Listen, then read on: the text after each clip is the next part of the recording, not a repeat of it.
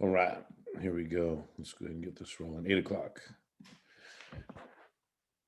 All right, we're recording live on the Zoom side, and we're streaming into my YouTube channel. Watch Get a Clue, all one word. And I believe that we are going live on Facebook as well right now. Hello, everyone. Welcome to another installment of Get a Clue in 52.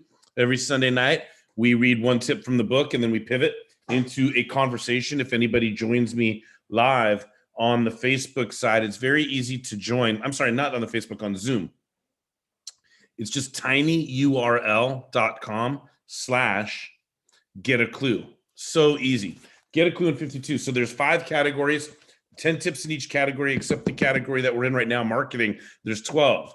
There's so much to say when it comes to marketing. We put 2 extra tips in the marketing section to get a whole year's worth. So the first section that we covered in the beginning of the year was communication.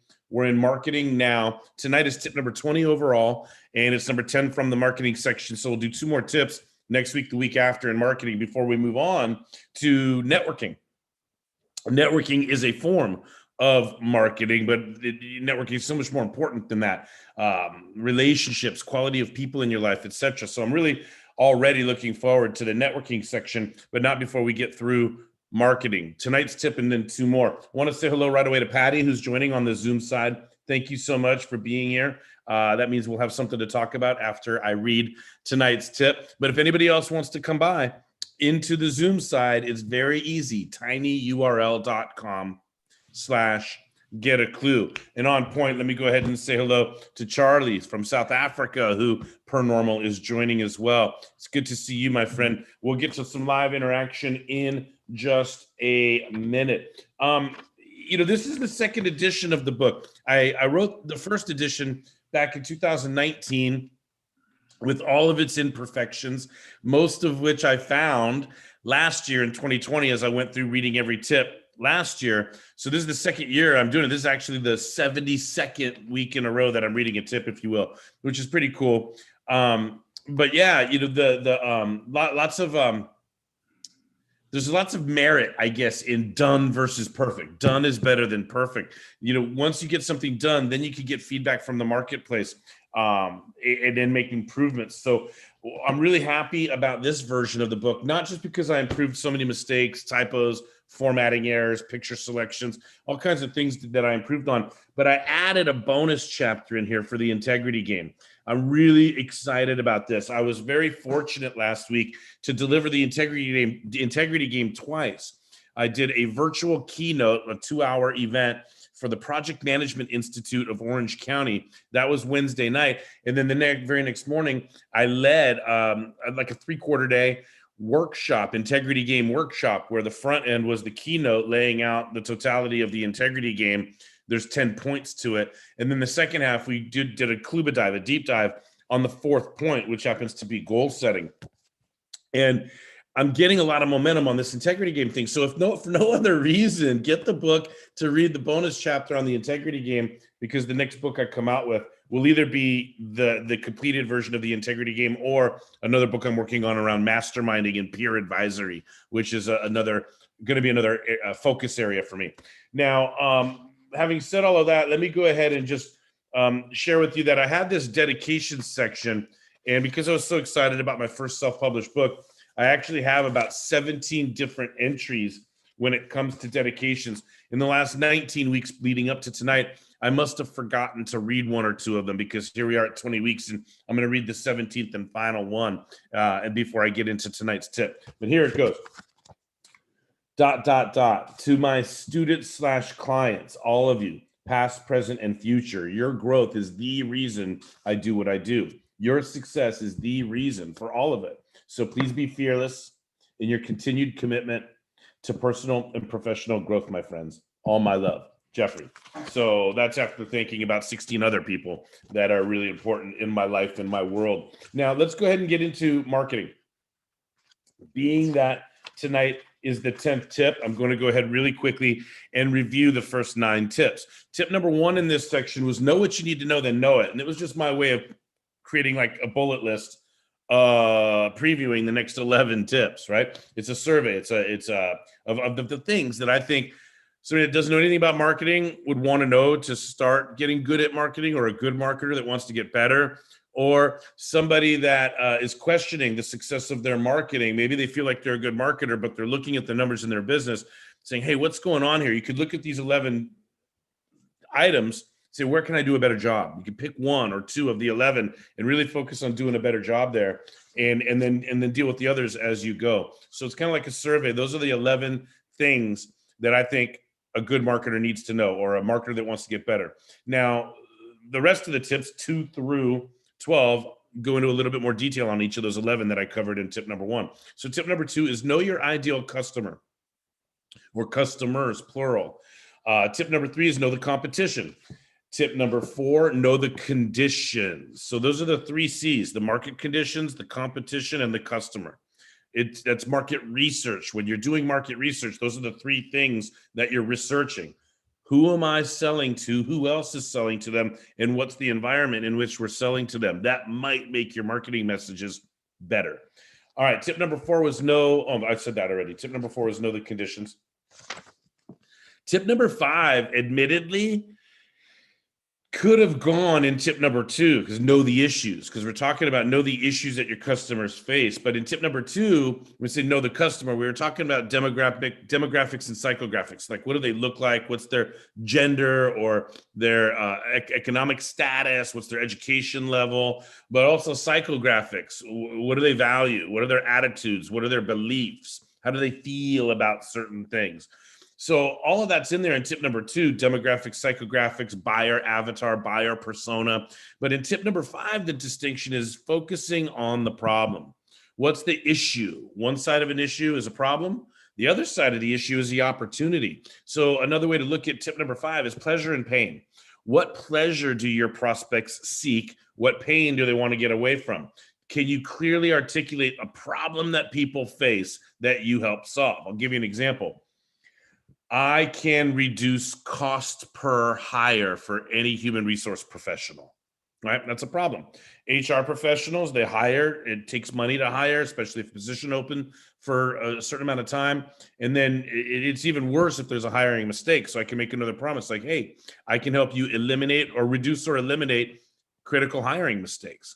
So I'm speaking into an issue, right, that somebody has, that particular segment of market. So that's just an example. We can get into all kinds of other things. Again, I'm doing a review. Tip number 6 is to know your stuff.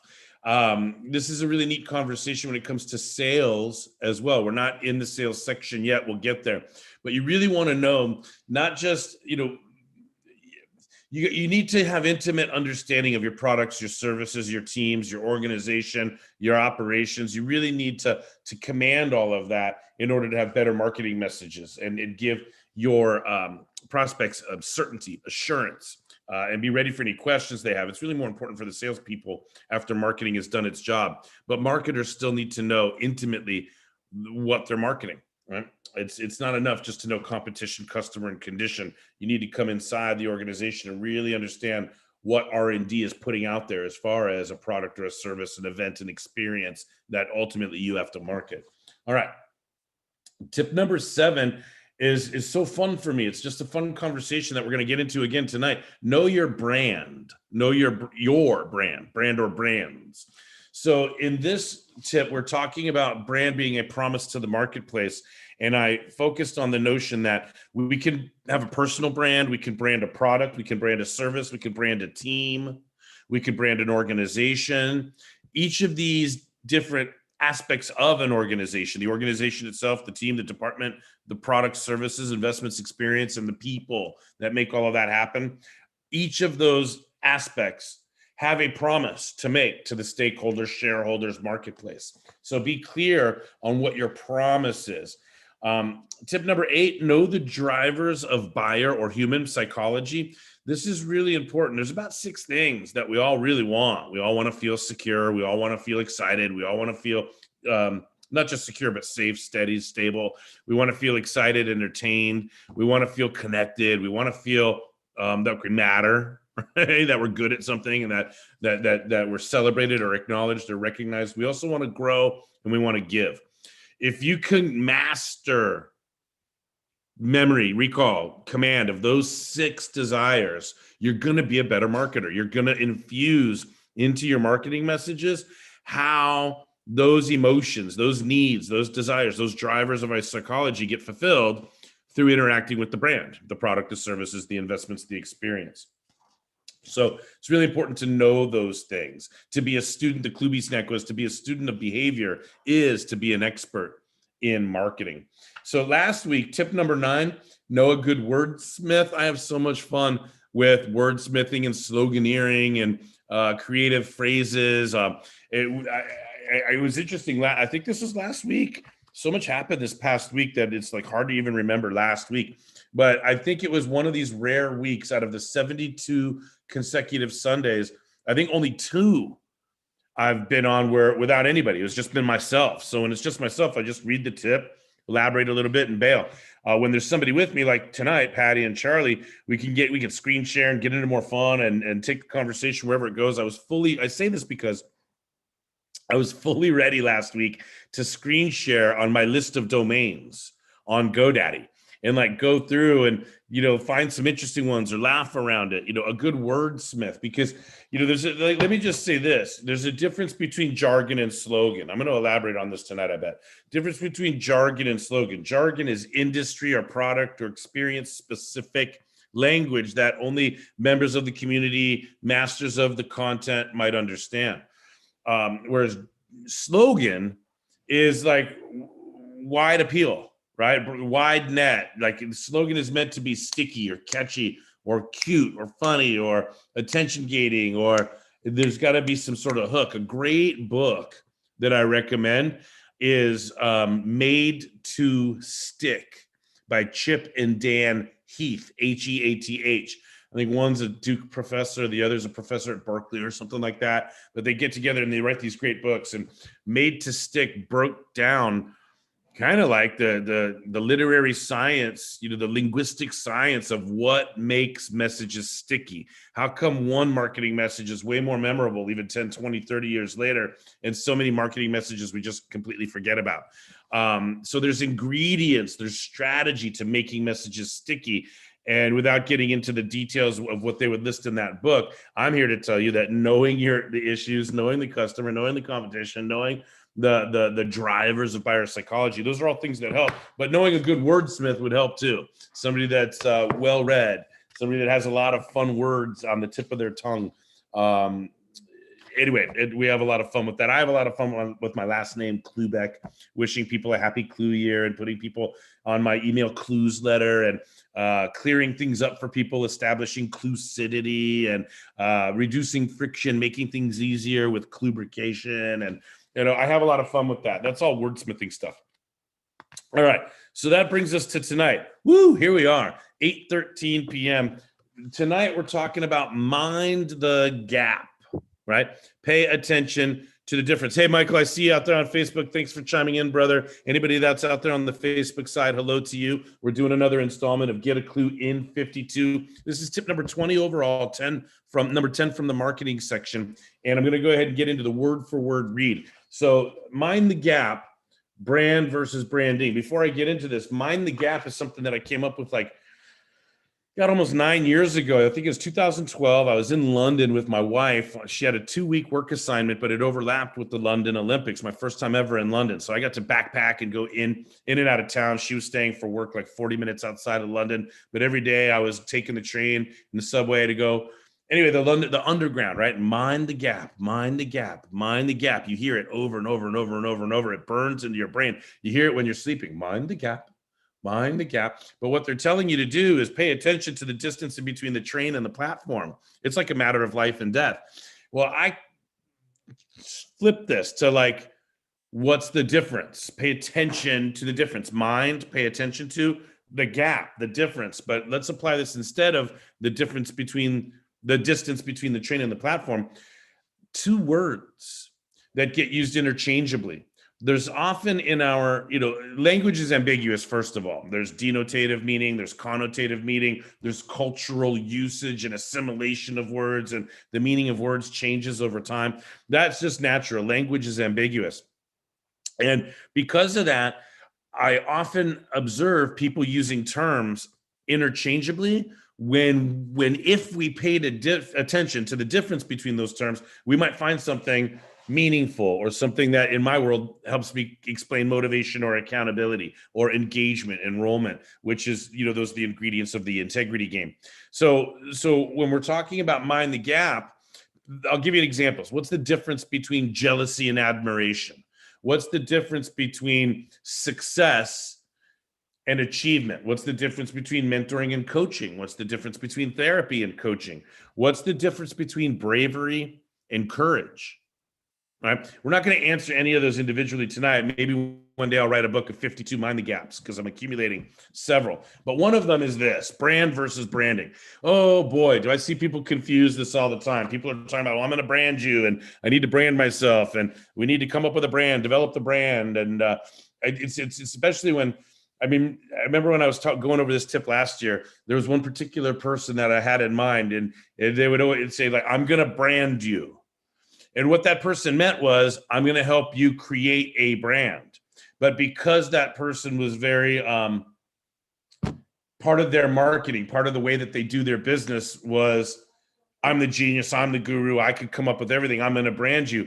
To me, if I'm going to brand somebody, I'm going to take a piece of steel or iron, put it in some really, really, really hot fire, and then go stick it on somebody's butt. Right? Branding. So like, to me, when I hear brand you, it means I'm going to brand you. Like, I'm going to put my brand on you. I'm going to say something sticky that's going to stay on or stay with you. So I was always confused. It was never my place to correct the person, right? But I would get these assignments to help people go do speeches. And first I'd say, well, what's your brand? What's your promise? What's your promise to the marketplace? And that's where you got to start with things, right?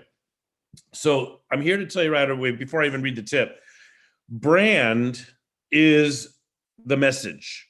Branding is getting the message out. So if I'm going to brand you, to me, that means I'm going to get my message out to you. And once I know that it's stuck with you, I've branded you. You are like a fan, or you're a client, or you're a whatever it is. But I prefer to say, I will help you create a brand. I will help you discover your brand. I will help you arrive at a brand that you're excited about. So that's what this person meant, was I can help you come up with a brand for yourself that you'll be excited to share with people. But it never came out that way. I mean, congrats if they understood it that way. But branding is something that you talk about. My good friend, Joey Falcone, I would talk to him about branding, not the message itself, but getting that message out. What are all the different ways? Or Marissa Friedman, who I've had on as a guest before. So really good marketers understand channels. And that's probably one of the final 2 tips that we'll get at next week or the week after. Channels. What are the channels along which we send our messages? That's branding, getting the message out. Social media, email, wearing clothing, the slogan on the that you put on a pen or at the bottom of an email address, or there's all kinds of messages that I'm putting into this book for branding purposes, right? Mike says, you're really funny tonight. I like the gap book idea. Yeah, I like it too. I come up with tons of ideas, not enough time to implement all of them, just the best ones, right? Anyway, here we go. I'm going to go ahead and read word for word. I hope you guys understand at the highest level where mind the gap comes from and the difference between brand and branding. All right. Page 58. Here we go. My blog series called Mind the Gap is all about paying attention to words that get used interchangeably as if they mean the same thing, when the true difference between the words could be quite valuable if paid attention to. So in a crossover tip here, I ask you to mind the gap between brand and branding. Aside from the obvious that one is a noun and the other is a verb, to be clear that a brand is the message, your promise to the marketplace, remember? Whereas branding is the totality of action aimed at putting brand messages into the marketplace. If only for the time you will save in your meetings and dialogue with others about marketing, make sure you are all on the same page with your terminology. The brand is the promise. The branding is how the promise is received in the marketplace. When you are asking, what is our brand? You are not asking, what is our branding? I beg you to understand how much time you will save simply in knowing that distinction and making sure you share meaning around those with everyone on your marketing team. Further benefits from this tip include a healthy division of labor between your techies who want to know the technology to get the message out there, And the people more likely to be your wordsmiths and sloganeers. See tip number 8. Another reason to mind the gap between brand and branding is so that each gets its fair and undiluted share of attention. I'm going to say that again. Patty, are you all right with that? Another reason to mind the gap between brand and branding is so that each gets its fair and undiluted share of attention. When you are asking your brain for the words to communicate a promise, it will produce different answers than if you asked it for the best channels to deliver that message. All right, that's it. And there's a nice little picture there of me doing some branding, getting my brand out on wine bottles, actually, sending it out to customers as thank yous and so forth. So there we go, 8:20 p.m. That's tip number 20 overall, 10 in the marketing section. And now waiting patiently for the last 20 minutes to get into the conversation. Let me go ahead and adjust my audio and we'll turn things around, Patty and Charlie. All right, let's see if this is working here. Let me go ahead and test. You hear that? Test. All right. I assume you guys can hear me. Can you guys hear me, Patty, Charlie? You guys are we're good. Still muted. All right, there we go. Hey, what's happening? Happy Sunday. Happy Sunday to you. All right. Any comments, questions, thoughts about brand versus branding? Tip number 10 in marketing? I don't know. When you said success versus achievement, I was like, yeah, I want to hear that one. Well, different people are real quick. Different people define success differently, you know. Yes, I agree. They ought right? to. So some people, there's what I mean by that, or this would make more sense to you. What's the difference between fame and achievement? Mm-hmm. Right? So being famous doesn't mean that you've achieved anything other than, like, unless people know, a lot of people knowing you is the achievement, right? So like, in other words, somebody like rich to me isn't successful. Rich is rich, right? You could have won the lottery or you could have inherited money, right? So what, you were successfully born into a rich family, or you successfully scratched off a piece of paper with some silver crap on it, right? So, but an achievement, writing a book, getting a degree, becoming certified, Charlie's mustache, that is an achievement. That is a successful mustache. Charlie, I see you, man. So you know what I'm talking about? Like accomplishing something, I did something, I put effort into something, I risked vulnerability. There was challenges, there was setbacks, there was obstacles, there was difficulty, there was growing pain, and I did it anyway. That's achievement, right? And then success, the word success gets watered down, right? So you pay attention to that difference. John Wooden said, never mistake activity with achievement. So There's a lot of people that are busy all the time, but they're not necessarily achieving anything, but they want to mix the two together. And if we pay attention, mind the gap, then there's some accountability in there, right? So that's the thing. When we pay attention, what's valuable? Why pay attention to the difference between two things unless the difference between them was valuable? So the difference between 6. Okay, now there was a deep dive there. Yeah. Well, what I'm going to get, here's what I'm getting. I was thinking of my next example before I finished the first thought. So correct, here's the deal. Is it valuable to pay attention to the difference between 6 and half a dozen? Is it valuable to pay attention to the difference between 5 plus 1 or 7 minus 1? I'm saying the same thing in both different ways, but the difference between them isn't that there's no motivation or accountability in observing the difference between those two things, right?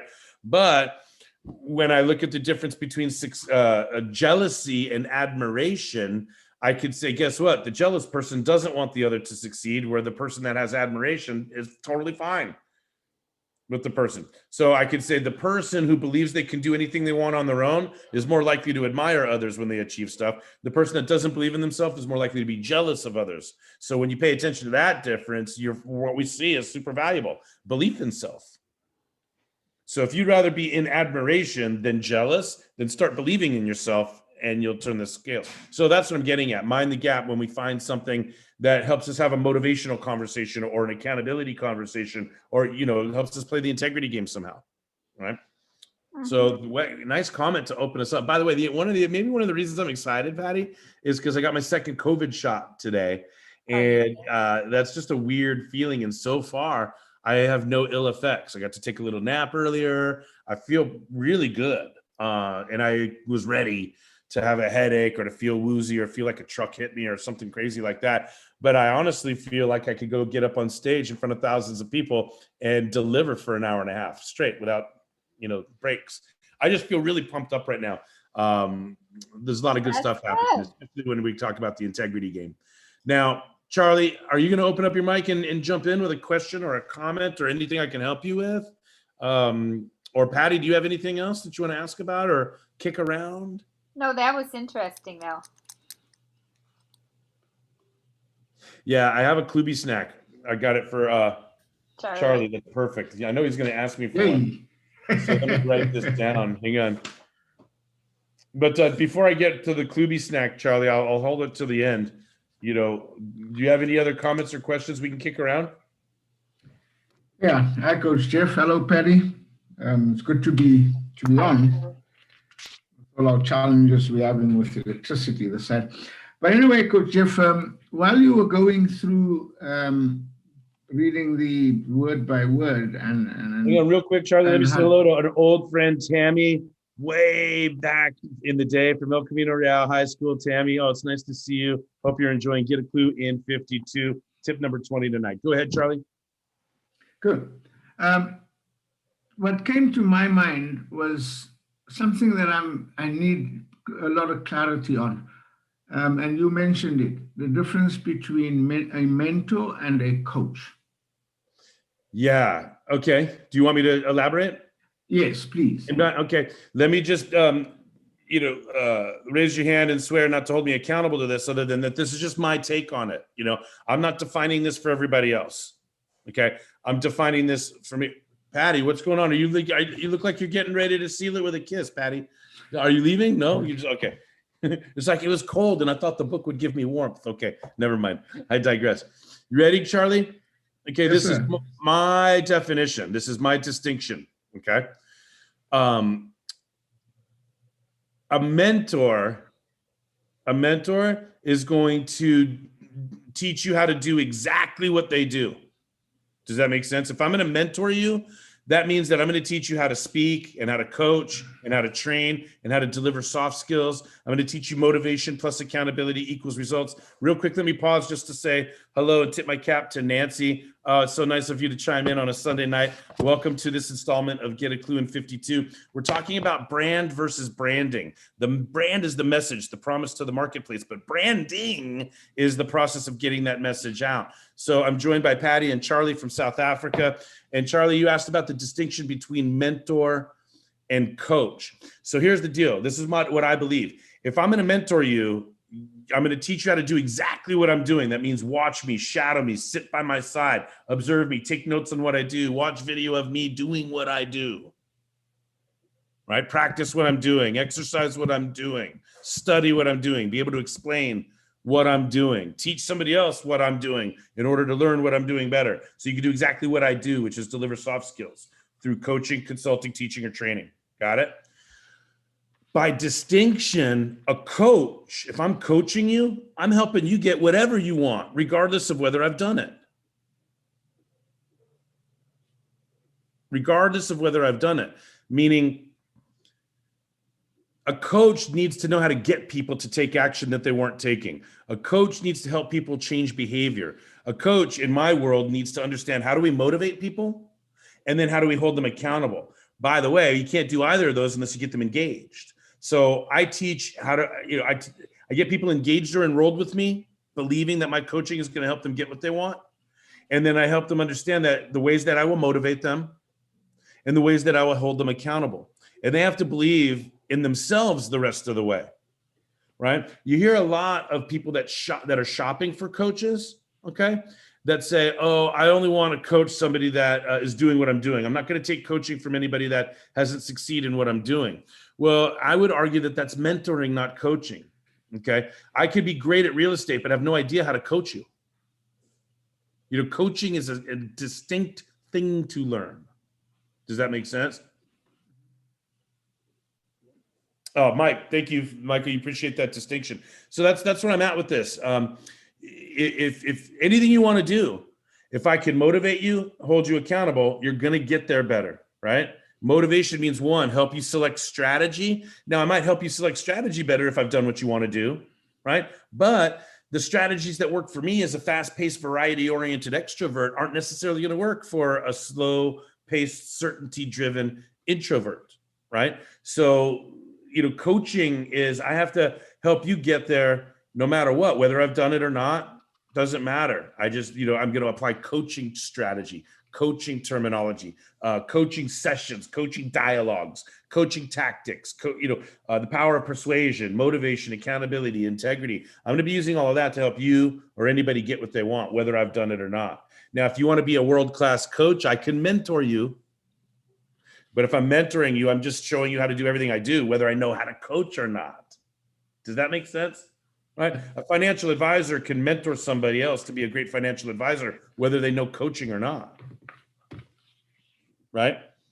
So I could go to a mentor and say, hey, I'm a mentor. And I could ask that mentor, oh yeah, what are the 4 things you take somebody through in a mentoring session with your client? They won't have an answer. That means they don't know how to coach. Does this make sense to you?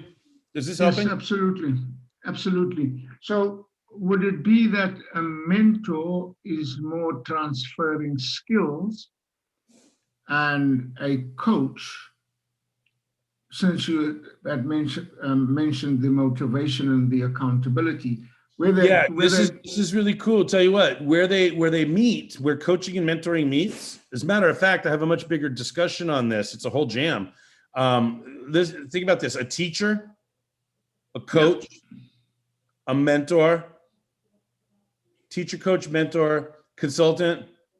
Where they all overlap or intersect is content. Do you understand? Content is king. So a teacher is going to deliver content, but their goal is that you know it. Okay. A trainer is going to deliver a content, but their goal is you can do it. A consultant's going to deliver content, but their goal is to get you to pay me for my content or my summary, my analysis, my assessment, right? A coach is going to deliver content, but around coaching and around strategy, right? A mentor at some point has to deliver content as well. Okay. But then, so a vertebrae, a central nervous system for all of these things is content. Okay. But the objective of each distinction differs. A teacher, they want to impart knowledge. A trainer wants to impart doability. I can study a book, go to class, take notes, pass a test without actually being able to do anything different. Does that make sense to you? So there's a difference between education and training. There's a difference between training and consulting, right? Consulting is I have a work product to deliver that the organization doesn't want to do for themselves. So I'm not going in and teaching them how to do something they can't do. I'm going to go in and do it for them. But it's based on my subject matter expertise that I have. It's still content is at core. Now, coaching, right? We have all kinds of content. If I turn my computer around and showed you my bookshelf, the webinars I've visited, the workshops I've done, the certifications, the trainings, the books, I have to be loaded with strategy that I can suggest to people, or I have to let my fingers do the walking and help them find strategy. But strategy is the easy part. So to your question is, there's skills that get imparted. Well, that can happen in training, coaching, mentoring. When you say skills, you got 1 foot in content. So imparting skills, that could happen when I'm training somebody, not coaching them. Does that make sense? Yeah. So you're asking, what's the difference between a coach and a mentor? Now, when you say imparting skills, well, that's primarily the job of a trainer. Now, does a mentor have to do a little bit of training, a little bit of coaching, a little bit of, you know what I'm saying? It's not a mutually exclusive thing, but you want to focus, like purpose is the main question you're asking. What's the purpose of a mentor? Purpose is you can do everything I can do. What's the purpose of a trainer? You could do something that you couldn't do before. What's the purpose of a consultant? You're going to pay me for something I can do that you can't do. What's the purpose of a coach? You're going to pay me to help you do whatever you want to do. Got you. Does that help? Yes, absolutely. Yeah, it's a great question.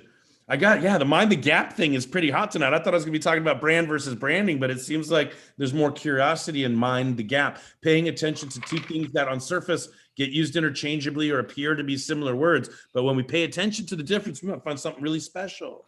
And so there's I've written articles on this. I've published articles in Funnel Magazine and elsewhere. You could search it up online. But the difference between coaching and mentoring, the difference between coaching and teaching, the difference between training and consulting.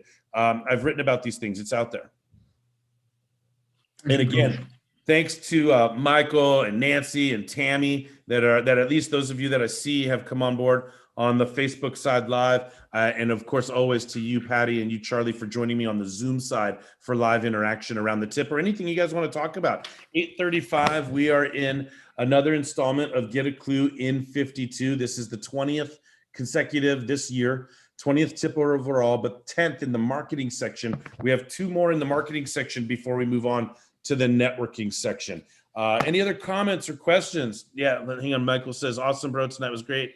Gave me some clarity on certain things. Awesome. That's why we do it, right? Remember the dedication that I read. I'll read. It's worth reading again, but I think it says here, to all of my students, clients, all of you past, present, and future, your growth is the reason I do what I do. Your success is the reason for all of it. So why would I stop hanging out with my family or recovering from my second COVID shot on a Sunday night? Well, in case one person gets one thing out of this, it's all worth it. It's why we do what we do. Get a Clue in 52. Patty and Michael, one of these days, bro, you're going to have to just bite the bullet and tiny URL it and come on board live with us so we can see your pretty face. We can do the eyeball hug and get some live interaction because you would color this thing up beautifully. I know that. So one of these days, man, find the courage and come on board live on the Zoom side, tinyurl.com/get a clue. All right. Patty, Charlie, anything else from you guys tonight? No, Coach Jeff, I'm cool. I'm just waiting for my Kluby snack. Oh, you want the Kluby snack? Well, Patty triggered it. Patty and I work well together. She's like oxygen for my fire. You know, like I don't know how to explain it. But here's what Patty said earlier on. Ready? After she asked her first question, she said, "Oh, that was interesting." Right? That was certainly interesting when I was talking about, well, we don't just pay attention to any gap. We pay attention to when we're expected to be something motivational or accountability or whatever. Right. Anyway, like that was interesting, especially probably was more interesting the way I described it because I was in my head. Did you see me in my head? And there was this thought that was like 20 seconds ahead of me and I was trying to catch up with it while I was delivering the current one.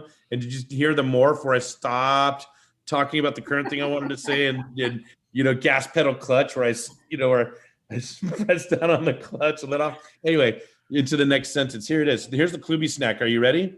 Charlie, are you ready? Kluby snack. Yes, sir. Patty, will you set me up for this one? Say that was interesting and That was interesting. Well, here's the Kluby snack, Charlie. Everything is interesting except what we have failed to create an interest in.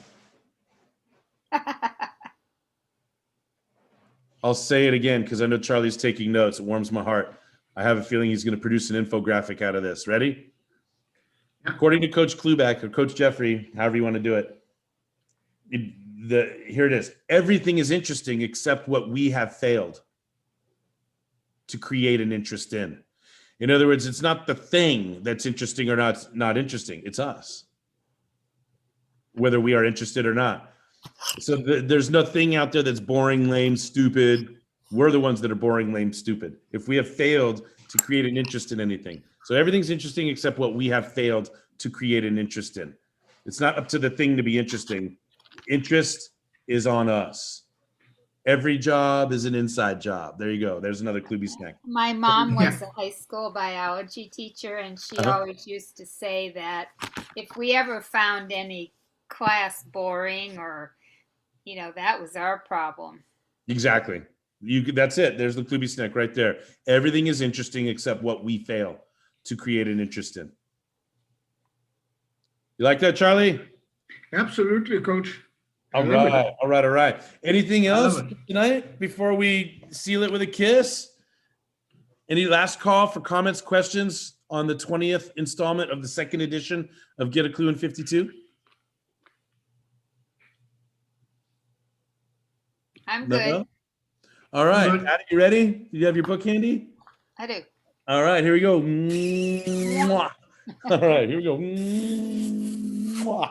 All right, thanks, you guys. I appreciate you. All right. Hopefully, we'll Have a see Thank you you, good one. Coach. next week, and reach out during the week if you have anything that you need support with. All my love. Bye. Bye bye. Bye-bye. Have a good week.